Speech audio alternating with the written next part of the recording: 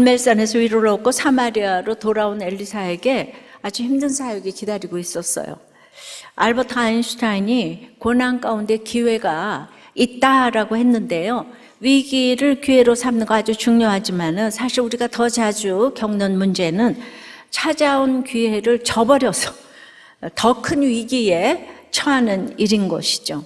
오늘 본문에 나오는 주인공 여호사밧과 또 여호람도 그런데요. 그러면 어떻게 기회를 저버리지 않을 수 있겠습니까? 여호와 보시기에를 생각하는 것이 비결이에요. 늘 하는 말이지만은 가장 쉽고도 어려운 것이 묵상이고 또 여호와 보시기에 어떨까 think하는 것이 바로 큐티입니다. 그래서 오늘은 또 여호와 보시기에를 생각해 보겠습니다. 첫째로 여호와 보시기에 앞뒤가 다른 개혁은 악한 거예요. 앞뒤가 다른 사람이 이게 악한 거예요. 1절서부터입니다. 유다의 여호사밧 왕 18째 해 아합의 아들 여호람이 사마리아에서 이스라엘을 12해 동안 다스리니라. 그가 여호와 보시기에 악을 행하였으나 그의 부모와 같이 하지는 아니하였으니 이는 그가 그의 아버지가 만든 바알의 주상을 없이 하였음이라. 그러나 그가 느밧의 아들 여로보암이 이스라엘에게 범하게 한 그 죄를 따라 행하고 떠나지 아니하였더라. 늘 이렇게 이스라엘 또 남유다는 서로 왕을 이렇게 얘기하죠. 가장 성군일 때 여호사밧 왕일 때 여호람이 이제 왕이 됐어요.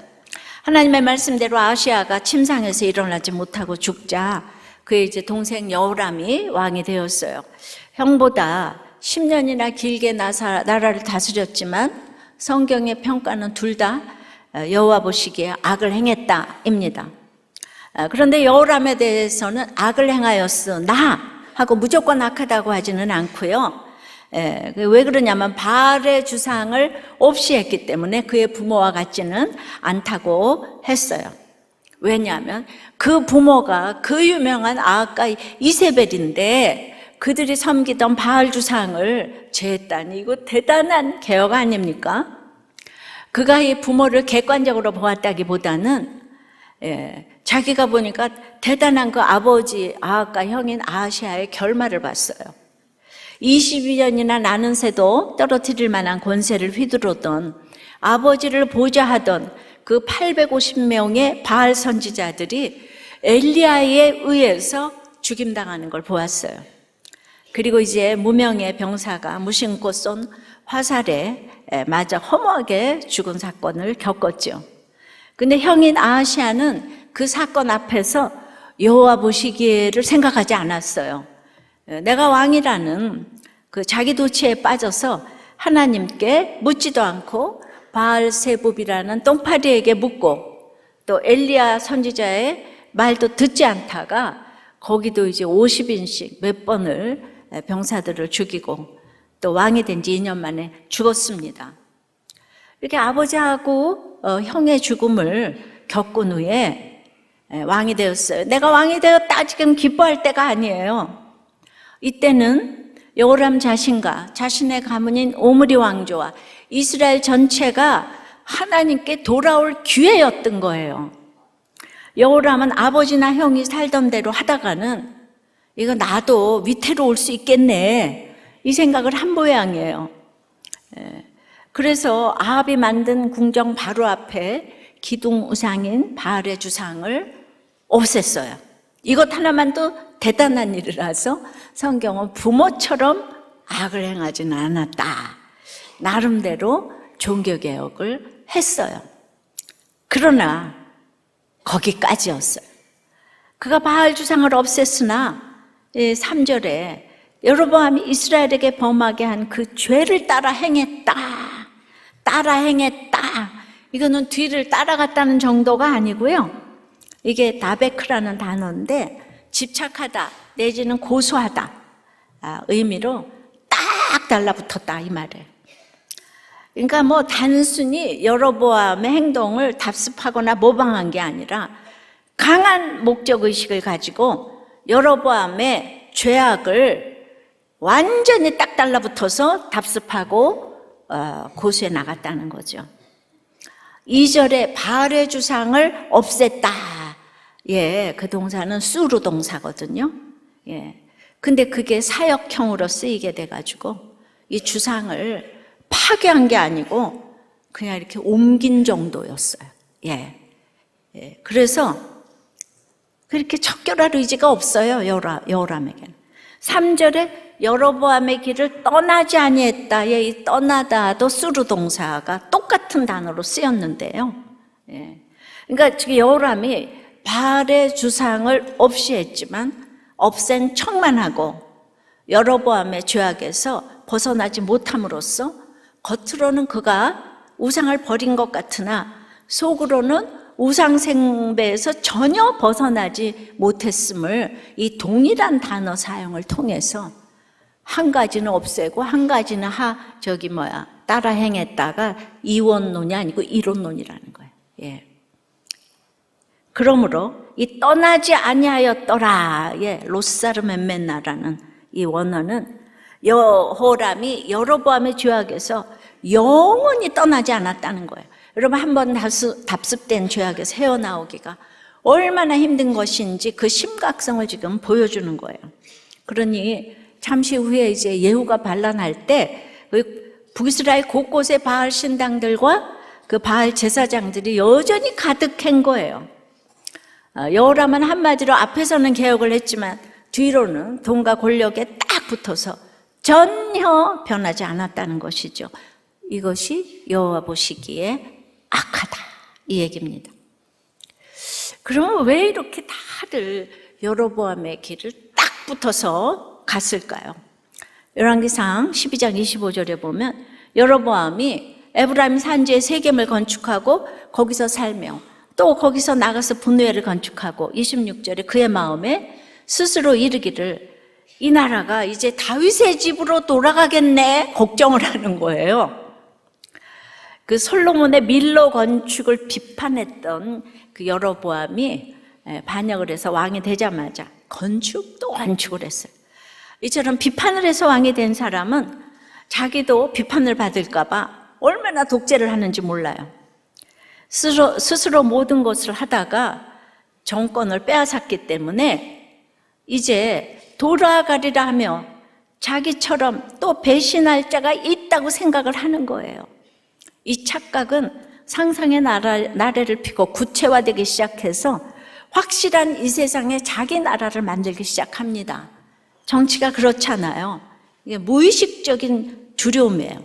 자기의 부지런으로 왕이 되었다고 생각하기 때문에 더욱 부지런을 떨고 건축을 하며 또 건축을 하고 뭘 하지 않으면 이제 불안한 거예요. 이 사람은 스스로가 이렇게 특징이니까 하나님만 이렇게 바라보면 의존증 환자처럼 보이고 찌질해 보이고 믿어도 할 수 있거든요. 무슨 말이냐? 믿는 자에게는 능치 못한 일이 없다고 계속 구호를 외칩니다. 그러면서 스스로 못하는 사람을 무시합니다. 그러다 자신이 뭐든지 스스로 하다가 스스로 안 되는 일이 생기면 자신을 용납할 수가 없어서 이렇게 자살을 해대는 거예요. 제가 누구보다 강박한 놈으로 살았던 사람이에요. 버스가 늦게 가도 불안하고 시간을 보면서 이 시간이면 뭘 할 텐데 하면서 불안하고 연습해야 되고 인간관계를 하려면 여기도 가야 되고 저기도 가야 되고 가만히 있으면 이제 큰일 날 것 같은 이렇게 두려움에 떨어요. 좋은 노예와 나쁜 노예의 차이는 우리 다 노예지만은 그럴 때 자격증이라도 따는 게 좋은 노예예요. 그렇지 않으면 나쁜 노예라고 하지만 여호와께서 보시기엔 다 똑같다는 얘기예요. 그것이 예수 믿기 전에 제 모습입니다. 노예 근성은 늘 주인이 올까 봐 무섭고 가만히 있으면 불안하고 야단 맞을까 봐 두렵습니다. 이렇게 우리는 결혼 생활을 하고 지금 직장 생활을 하고 있습니다. 근데 겉으로는 여로보암이 얼마나 개혁의 아이콘이잖아요. 10지파가 합세해서 지금 반역을 했는데 그 다음에 딱 북으로 가보니까 백성들이 남유다 예루살렘으로 예배 드리러 갈까봐 이 백성들의 마음을 붙잡아야 되겠는데 가장 유서 깊은 하나님의 집이라는 베델 단 거기서 성소를 바꿨죠. 절기도 바꾸고 거기서 이제 금송아지를 만들어 이거 하나님이다 그러고 예배를 드리라고 그랬어요. 이미 모세 시대에 그런 전력이 있었죠. 이렇게 바꾼 것이 열왕기상 12장에 보면 세 번 절기를 지키는데 그 중에서도 세 번째 장막절은 이렇게 추수 때가 북쪽은요 추우니까 한 달 뒤에 오는 거예요. 그러니까 여로보암이 마음대로 한 달 뒤로 8월 15일로 절기를 정하니까 백성들이 좋은 거예요.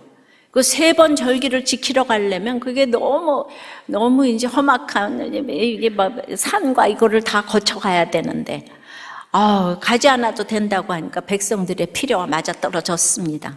그 레위인을 폐하고 어용 제사장인 보통 사람들을 제사장이라고 정하니까 이것도 민주적이라고 좋아했어요. 왜냐하면 그 당시 제사장들은 그래도 믿음이 있잖아요. 모두 남쪽으로 갔어. 여기는 제사 드릴 사람이 없어. 그러니까 소위 자기 마음대로 소명이 없는 이 돈 있고 학벌 있는 사람을 세웠다는 거죠. 한마디로 스스로 할 수 있다가 주제가였는데 그것이 바로 이런 것이었습니다. 즉 예를 들면 순종해야 될 것은 신결혼의 성전인데 불신결혼하면 내가 믿게 할 거야를 부르짖는 것처럼 자기 마음대로 성소를 바꾸면서 스스로를 합리화하고 있는 것에 민심이 따랐다는 거예요. 소위 인권시대인 거예요. 내가 원하는 대로 다 해주는 거예요. 그래서 이런 개혁으로 글쎄 왕이 민심을 얻게 되었어요. 그런데 북쪽으로 10집 하나 갔기 때문에 이 다수결의 원칙으로 그것이 법이 됐습니다.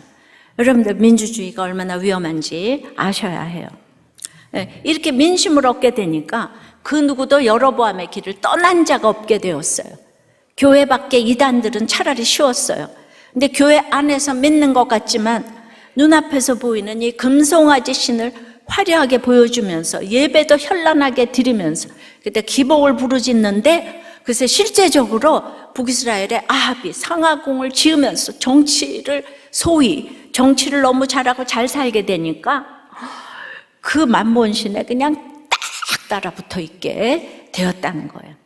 이 왕들은 자기들의 권력을 유지하게 해준 그 여로보암, 그 초대 국부는 날이 가도 시간이 가도 그 인기가 식을 줄을 모르고 모든 왕은 여로보암의 길을 따라가고 성경 외에 이 북이스라엘의 경전을 만들어서 추앙을 했어요. 북이스라엘이 망할 때까지 그랬어요. 한 명도 회개하지 않았어요. 여로보암이 잘못됐다고 얘기한 사람이 없었어요. 사실 남유다도 마찬가지입니다. 남유다의 관용어는 여호와께서 보시기에 정직히 행하였으나 산당은 패하지 못하였다. 그래서 관용어잖아요. 근데 북이스라엘과 남유다는 무슨 차이가 있냐면 남유다는 끝에 가서는 회개를 했다는 거예요. 그러니까 여로보암이 여로보암의 상대가 안 되죠. 너무 연약하죠. 근데 마지막에 회개를 했어요. 그래서 스마야 선지자 얘기를 들었어요. 그래서 여로보암하고 싸우질 않았어요. 여로보암은 아무 선지자 얘기를 안 들어. 스스로 자기가 다 결정하니까. 그래서 남유다는 다들 연약했지만 마지막에 회개를 했어요. 우리 인생에 할 게 회개밖에 더 있어요. 근데 반역을 한 사람들의 특징이 회개를 안 한다는 거예요. 그러니까 반역당한 사람은 복수할 필요가 없어요. 그 사람들은 이미 회개가 안 되는 벌을 자신들이 받고 있기 때문에 그래서 불쌍히 여겨야 돼요. 그러니까 우리가 솔로몬도 죄가 있고 르호보암도 죄가 있어요. 그렇게 안타깝게 잠언을 써도 르호보암도 죄가 있고 다 성군인 아사왕도 죄가 있고 종류가 다를 뿐 다 죄가 있어요. 그런데 거기서 성군은 어떤 사람을 성군이라고 하냐면은 그 가운데서 누가 죄를 잘 보나 영적 계보를 이어가는 구속사인 거예요. 근데 남유다에는 이런 왕이 있었는데 북이스라엘에는 단 한 명도 없었다는 거예요. 근데 여로보암도 자기 권력을 유지하기 위해서 남쪽으로 절대로 가지 말라고 하고 남유다도 북쪽으로 가면 안 된다. 금송아지 섬기니까. 그럼 여러분들은 누구 말을 듣겠어요?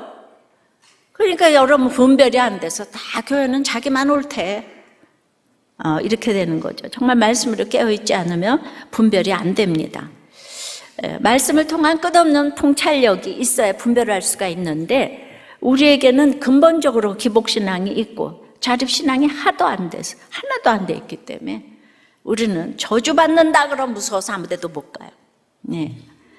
그래서 목사님들이 성도를 보호하기 위해서 아무 곳이나 가지 말라고 해야 되는 거는 맞아요. 그러나 영적으로 도움이 되는 곳도 있기 때문에 이거를 이제 분별을 해야 되는 거죠. 그런데 이제 어떤 이 부목자님께서 오신 지 얼마 안 됐지만은 너무 열심히 해서 벌써 부목자가 되셨네요.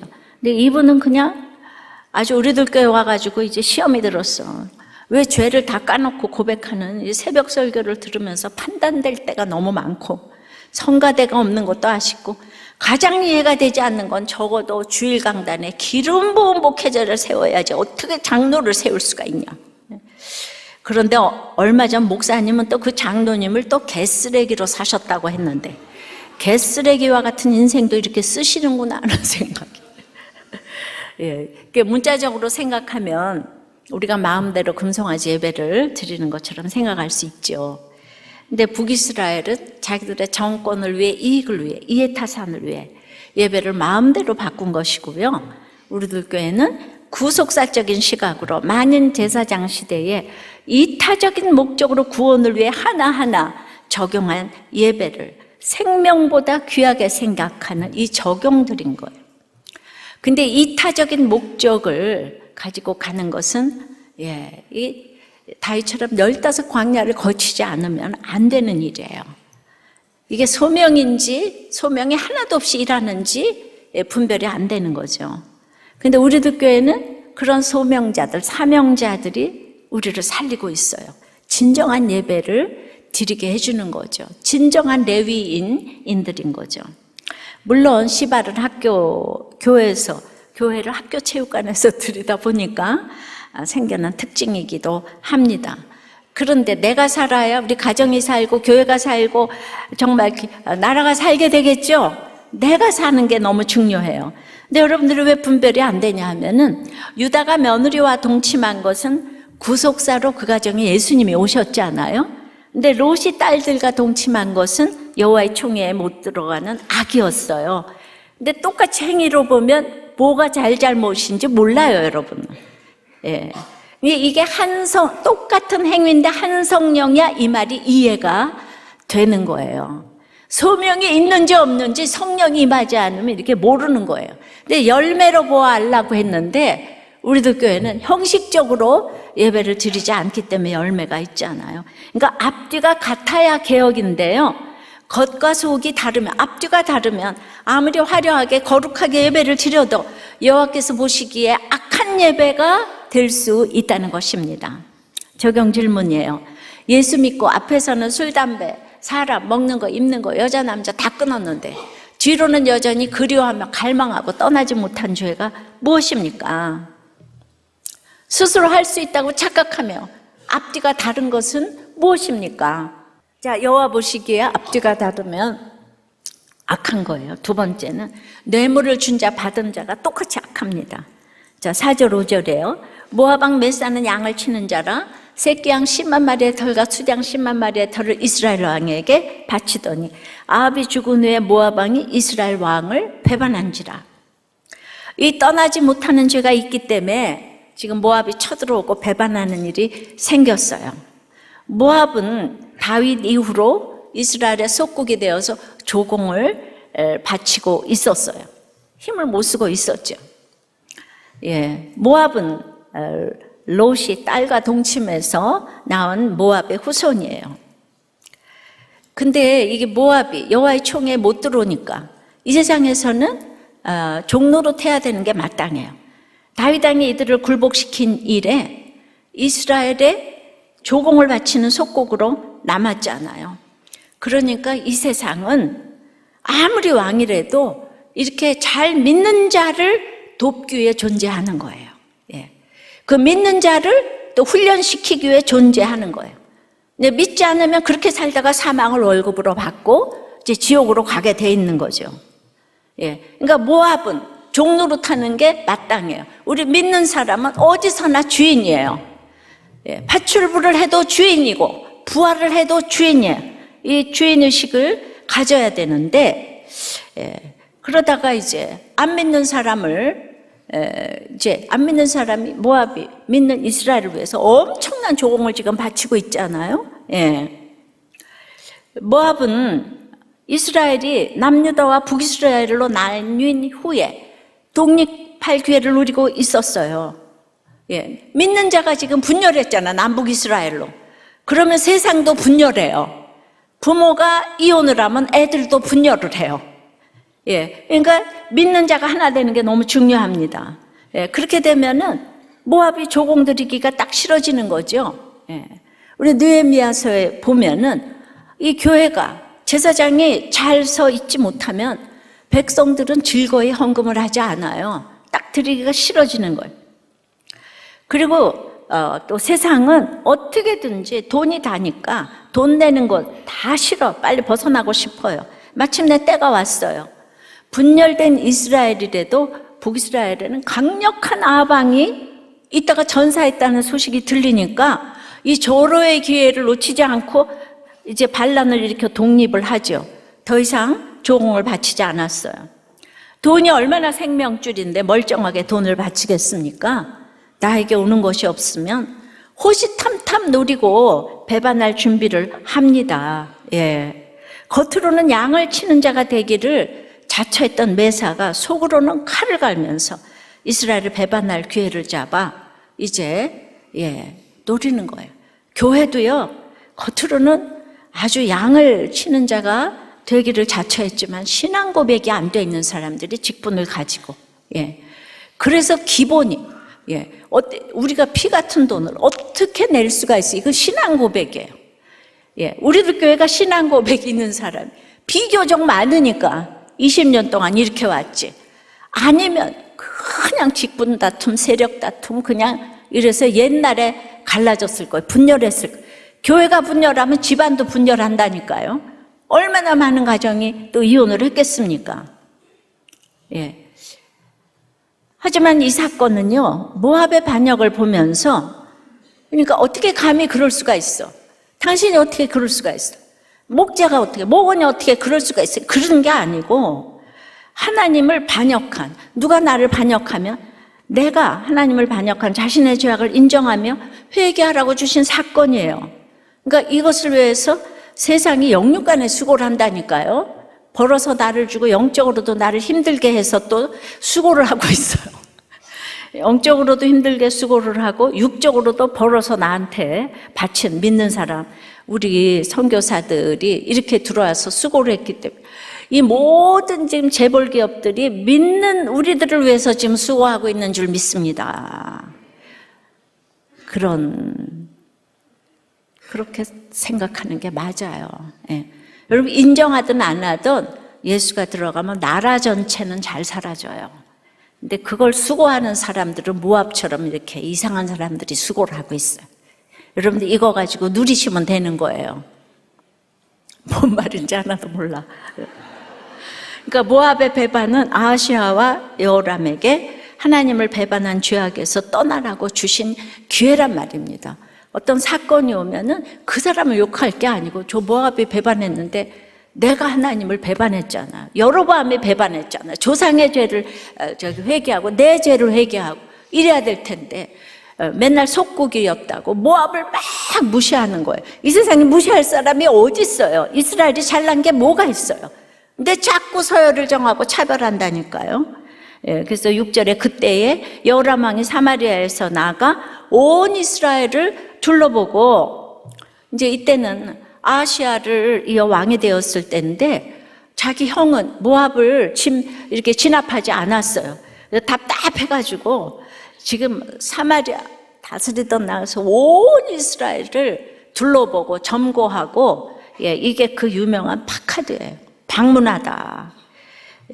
전국 일주 여행을 하는 게 아니고 군인들이 얼마나 되는지 직접 살펴봤어요. 그래서 아주 그만큼 반란 진압에 열심을 냈어요.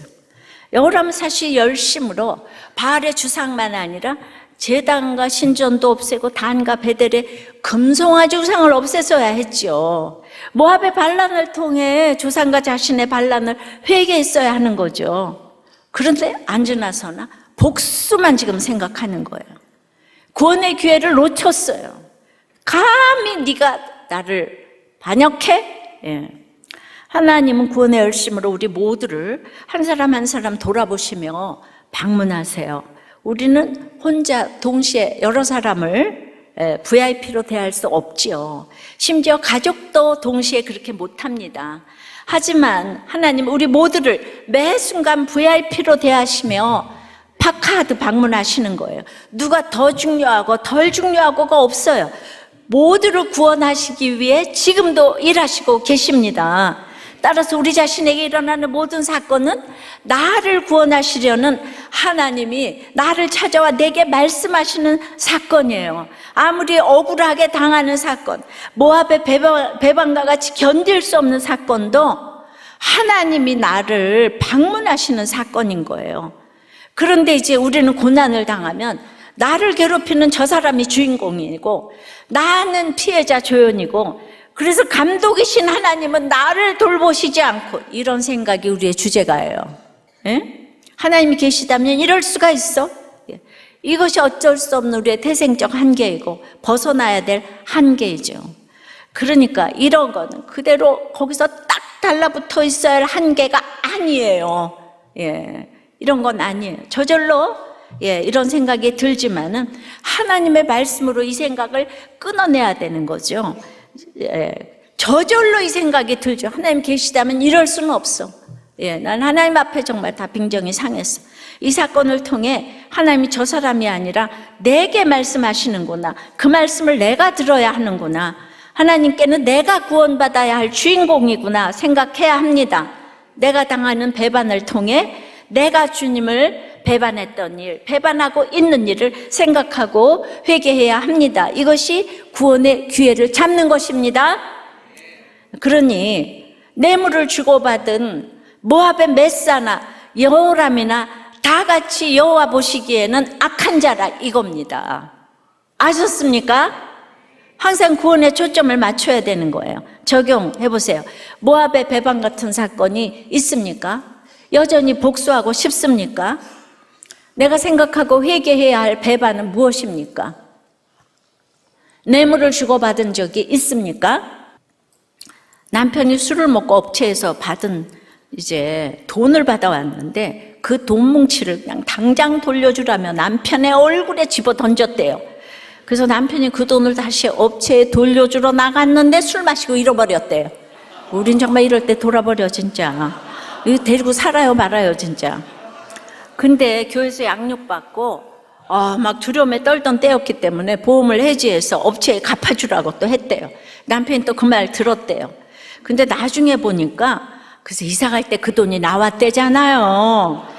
그래서 그랬더니 하나님께서 적용을 했더니 보상해 주신 것 같다 이랬지만은, 여기서 중요한 거는 이 사건을 통해서 정말 내 죄를 봐야 되는 거죠. 자기의 그 지나친 도덕적인 기준으로 옆에 있는 사람들이 힘들어하고 자꾸 그러니까 자기한테 숨긴다. 또 뭐라 그럴 것 같으니까. 자기가 긴 시간 양육을 받았는데도 저는 제 나눔을 하지 않고 얼마 전부터 이제 겨우 하는데, 남편이 사건을 너무 많이 만드니까 남편 뒤에 숨어서 제 자신을 이렇게 괜찮은 사람으로 포장하기가 너무 좋았습니다. 이런 거 굉장히 우리가 참 유혹이 되는 거죠. 이제야 그 말씀이 저에게 주시는 말씀으로 들리기 시작했고 죄 나눔을 하게 되었기에 그동안 제가 남편에게 참 불편한 아내였고 남편을 불편하게 했기 때문에 밖으로 돌 수밖에 없었다는 것이 너무나 인정이 되고 나를 위해 수고한다는 것이 인정이 됩니다. 이것이 어떤 경우에도 모압이 나를 배신해도 나는 내 죄를 봐야 된다는 이 말입니다. 아셨죠? 여호와 보시기에 세 번째는 그러므로 우리가 앞뒤가 다른 건 악한 거예요. 뇌물을 주고받은 자는 다 똑같이 악하다고요. 그러니까 내가 언제 받는다고 그랬어? 자기가 놓고 갔지. 뭐 이런 거. 아니 달라 그러지도 않고 이제 와서 그거를 왜 이렇게 배신을 해? 뇌물을 주는 자는 꼭 배신해요. 아셨어요? 뇌물을 그러니까 주고 받고 똑같이 여호와께서 보시기에는 똑같이 악하다 이거예요. 그래서 세 번째는 그래서 여호와께 묻지 않으면 악한 자인 거예요. 세 번째는 여호와께 묻지 않은 것이 악한 자예요. 7절 8절이에요. 또 가서 유다의 왕 여호사밧에게 사신을 보내 이르되 모압 왕이 나를 배반하였으니 당신은 나와 함께 가서 모압을 치시겠느냐 하니 그가 이르되 내가 올라가리이다. 나는 당신과 같고 내 백성은 당신의 백성과 같고 내 말들도 당신의 말들과 같으니이다 하는지라. 여호람이 이르되 우리가 어느 길로 올라가리까 하니 그가 대답하되 에돔 강약 길로니이다 하니라. 여호람이 직접 다니며 군대를 소집했는데도 수가 충만하지 않아요. 그래서 사돈이기도 한 유다의 여호사밧 왕에게 사신을 보내서 모압 정벌에 함께 하겠느냐고 물었어요. 형식은 묻는 것인데 내용은 요청 내지 협박이에요. 여호사밧의 대답만 봐도 알 수 있는데 여호사밧은 고민을 좀 해야 되잖아요. 근데 즉시 가겠다 그래요. 우리는 하나니까 당연히 함께 하겠다. 불과 3년 전에 아합이 아람을 치려 하면서 여호사밧에게 똑같은 질문을 했었죠. 그때도 당신은 나와 함께 길랏 라못으로 가서 싸우시겠느냐? 그랬더니 여호사밧이 나와 당신은 같고 내 백성은 당신의 백성과 같고 내 말들도 당신의 말들과 같으니이다. 다윗의 후손 여호사밧이 예수 그리스도의 정말 후손이고 조상인 여호사밧이 이 사단의 후예인 아합과 북이스라엘의 위세에 완전히 눌려서 니니니니 하고 있는 거예요 지금. 예수 믿는 사람이 세상에 나가서 이렇게 니니니니 하면 안 돼요. 우리 세상은 다 나를 위해서 돈을 벌고 수고하는 거예요. 아셨어요? 삼성이 나를 위해서 수고하고 있다고요. 자기네들은 모르지만 우리는 그걸 알아요. 결국은 믿는 사람을 위해서 수고하고 사망을 삼성이 받는다는 게 아니라 이제 안 믿는 사람들은 그러니까 여호람은 사돈 어른께 예의를 갖추는 듯이 그러면 어느 길로 갈까요? 그러니까 여기서 이제 뭐라 그러냐 하면은 모압 왕이 그 모압이 나를 배반했다고. 그 모압이 나를 배반했다고. 그러니까 당신은 나와 함께 가시겠냐고. 그 1인칭 대명사 전멸을 반복적으로 사용하는 것은 이 전쟁이 민족적인 무슨 국가적인 차원의 전쟁이 아니라 극히 지금 모압 왕 메사의 그 여호람에게 그 개인의 몫으로 전락을 시키고 있는 거예요. 어떻게 그것이 나를 배반할 수가 있느냐. 그러니까 전쟁도 그 동기가 악하면 안 돼요. 이타적이어야 돼. 이타적인 일에 우리가 나서야 되는 거지 누구 개인의 복수를 위해서 목장에서 그렇게 기도를 해주는 건 아니에요. 그리고 이제 어느 길로 올라가냐 이것도 물을 필요가 없는 질문이에요. 지도를 보면 모압에 들어갈 수 있는 경로는 딱 둘이에요. 북쪽에서 남진하는 것이고 하나는 남쪽에서 북진하는 건데 그렇게 이제 북쪽에서 남진하려면은 그렇게 이제 아르논강과 협곡을 건너야 하는데 그러면 거기는 모압의 아주 요새 도시들을 만나니까 거기는 갈 수가 없어요. 그런데 남쪽은 굉장히 가기가 어렵고 힘들지만은 그러니까 다 아직 남쪽은 남유다의 지배 아래에 있는 거예요. 그래서 가는 길에 에돔이 있으니까 그 정벌에 끌어들일 수도 있는 거예요. 이거 물어볼 필요가 없는 건데 여호사밧은 그 아합이 죽은 그 전쟁에 같이 있었어요. 아합의 최후를 눈앞에서 보았습니다. 그 아들 아시아의 죽음도 갑작스러운 죽음 소식도 들었겠죠. 근데 그 모든 사건들을 보고 여호사밧도 하나님의 음성으로 듣지 않았어요. 그러니까 아합이 같이 싸우러 가자고 할 때는 그래도 여기 하나님께서 뭐라고 말씀하시는지 물어보자고 했었어요. 기억나십니까? 선지자도 미가야 선지자도 이렇게 불러서 그랬었는데 지금 여호람의 요청을 듣고는 물어보자는 말도 꺼내지 않아요.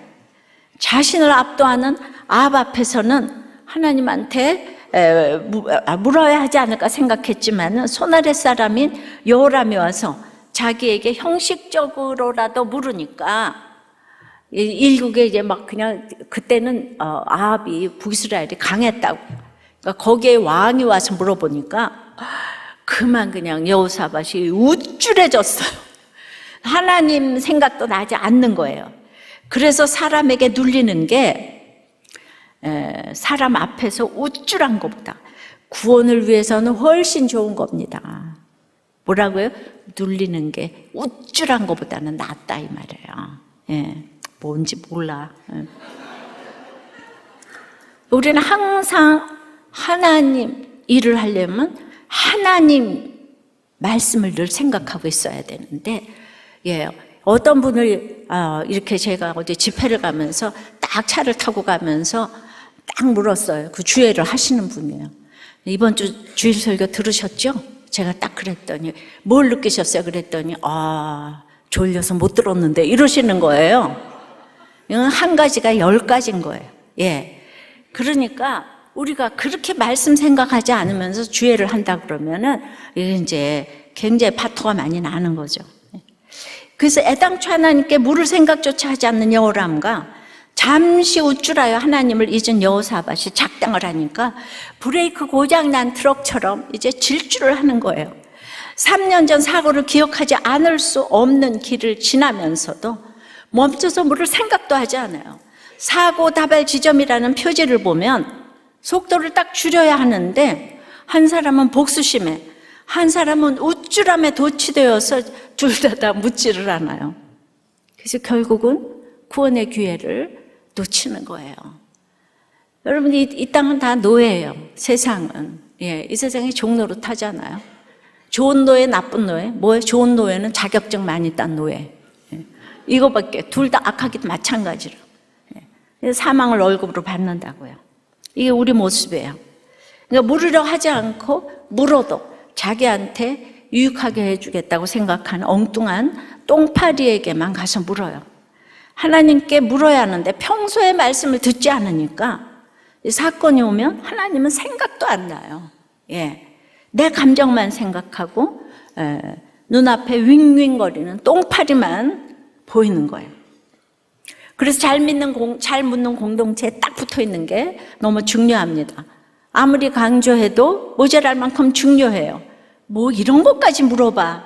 이게 우리 주제가 아닙니까? 하지만 이런 것까지 물어보는 문화가 형성되어 있는 공동체 안에 있으니까 아무렇지 않게 물어보는 거예요. 안 물어보면 이상합니다. 우리는 전문가에게 물어봐야 한다는 생각이 우리의 고정관념이에요. 맞죠? 전문가 찾아 묻는 거 너무 필요합니다. 근데 어떤 전문가라도 자기 분야를 넘지 못하잖아요. 예, 모든 것을 아시며 모두를 각각 주인공처럼 살펴보시는 분은 하나님밖에 없어요. 여호와 보시기에, 예, 하나님께 물어야 돼요. 그거는 말씀에 물어야 된다는 거죠. 예, 그러니까 아무리 정신과 의사가 대단해도 정말 믿음이 없는 사람이라면 한계가 있는 거예요.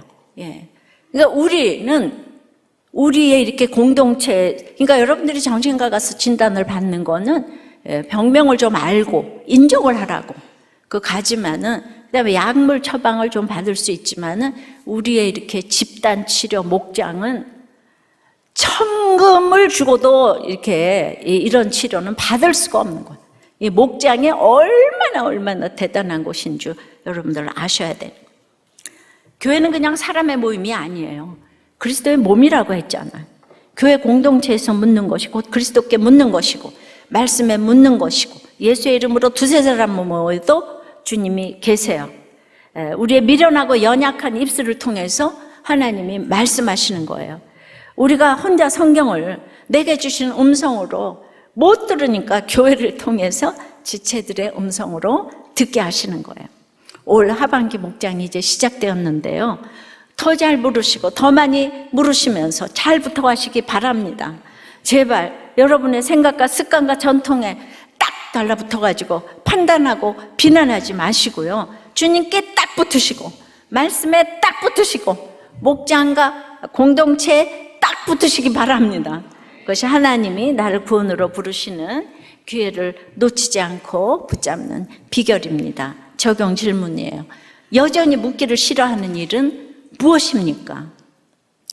요즘 눌려 있습니까? 우쭐합니까? 제가 눌려 있는 게 낫다 그랬죠? 이번 주 목장에서 무엇을 물어보겠습니까? 생각해 보니까 우쭐한 적은 없고 늘 평생에 눌려 있었던 것 같아요. 그래서 이 정도로 제가 목회를 하는 게 아닌가. 진짜 우쭐할 수가 없어요. 예, 인생은요 우쭐할 수가 없어요. 그나마 눌려 있는 게 신간에 좋아요. 눌려 계세요? 지난주 2개의 상반된 사례를 들려드리면, 이제 오신 지 10년 되신 목원 성도님이 10년 전에 법원 앞에서 딱 이혼 날짜 잡고 그날 만나기로 했는데, 다른 교회 권사님이 우리들 교회를 등록시켜 주시고 가셨대요. 우리들 교회 가서 살아나라고. 자기가 3시간씩 걸려서 10년을 왔는데, 작년에 한 번도 안 만난 남편을 만나서 회파된 가정을 중수할 건지, 말씀 안에 삼배를 타고 믿음의 항해를 함께 하겠는지를 물었더니 남편은 신앙에 대해서 너무 적대적이고 이혼을 요구해서, 저도 이제 그 말을 들은 다음부터는 날마다 이혼하고 싶고 이혼 생각밖에 안 한다고, 목장에만 나오라고 닥달하는 소리가 너무 스트레스고, 그래서 이제 너무 이렇게 마음이 상하셨더라고요. 그래서 제가 처방을 좀 드린다면, 이게 10여 년 동안 다니셨는데 아직도 목원이신 거예요. 양육이 안 되신 거예요. 예, 큐티, 양육, 녹취 뭐 이런 거 하나도 안 하면 가치관이 안 변하세요. 제 설교만 듣고는 변하기가 어려워요. 결혼의 목적은 행복이 아니고 거룩인데, 그 남편을 보면서 남편, 내 모습이 저 남편 속에 있구나 하시고 불쌍히 여기시고, 그리고 이제 남편을 만났는데 남편이 아직도 재혼을 하지 않아서 너무 가능성이 있는 거 아니에요? 이거 감사하셔야 되는데, 그럴 때는 가서 제가 아내 노릇 못해서 너무 미안해요. 당신이 나보다 옳아요. 이 얘기만 해야지 2가지 중에 선택하세요 이러시면 안 되는 거예요. 그 사람 선택할 그 능력이 없어요. 그냥 잘못했다고 미안하다고 이 얘기만 해야 되는데, 그래도 지금까지 잘 버티셨는데 정말 이혼은 하지 마시고 양육받기를 권해야 되는 거예요. 그러니까 내가 너무 혼자 산 지가 오래됐다. 그래도 그 결혼 생활을 했잖아요. 근데 꼭 이혼해야 될 필요가 뭐가 있어요? 나이도 많은데. 저도 13년 결혼 생활에 혼자 살은 지가 35년인데 저 같은 사람도 그럼 재혼을 해야 될까요? 예. 그러니까 지금 그야말로 금멸유관이 앞에 있는데, 이거를 이제 그 별 인생이 없는데 아직 양육을 안 받아서 뭐가 있다고 생각하시는 거예요. 양육 받으시기를 바래요. 근데 반면에 또 한 예를 드린다면은, 이거는 제가 좀 이제 이거를 이 학벌을 얘기하는 거를 양해를 좀 해주세요.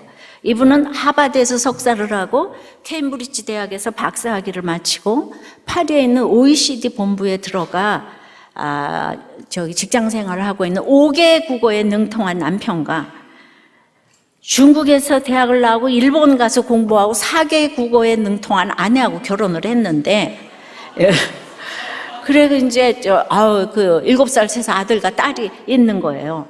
결혼 후 이들은 다 이루고 성공인 줄 알았는데 전쟁이 시작되고 그냥 너무 힘든 결혼 생활을 했다고 하는 거예요. 그래서 OECD를 휴직하고 우리나라에 1년 예정으로 들어왔다가 우리들 교회를 소개받고 다니게 되었는데, 이제 휴직이 6월 말에 끝나는데 이제 양육을 이제 받은 거예요. 띵크 양육을.